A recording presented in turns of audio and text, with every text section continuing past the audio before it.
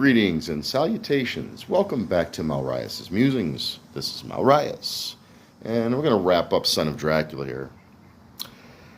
So, one of the fortunate things about this movie, one of the redeeming things about this movie is the racist parts that I had mentioned earlier, you could clip those out because they're so superfluous. They add nothing to the story, really. You could cut those out and the movie would be perfect.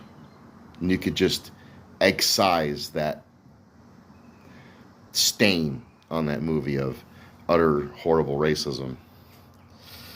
But moving on.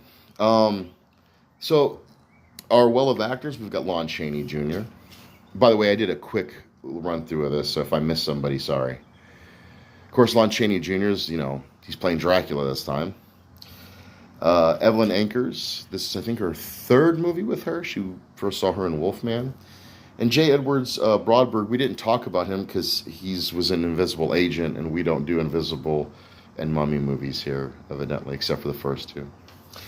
Beyond that, around this time, we're looking less and less like the classic 30s, early 40s period, with all the nice gothic set pieces or even creepy set pieces.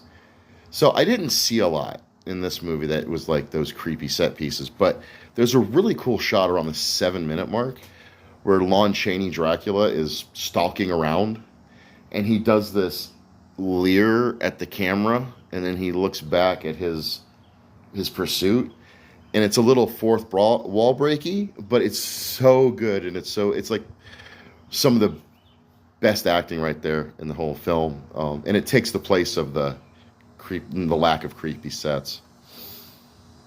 And also, I like how Lon Chaney Jr.'s Dracula doesn't fuck around. Now, you might disagree, like, well, when he goes to kill someone, if he moved faster, but they did that slow creep in to build tension. But like when you sit back and look at him, like the dude is just very, very aggressive, and he's just like, hey, if I find you in my house again, I'm gonna treat you like a trespasser.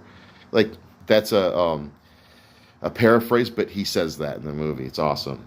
And interesting that like basically all of your Dracula roles / characters are in this, but I like how they shuffled it. I believe that I feel that they shuffled it, and they shuffled the Dracula's plan in a unique way.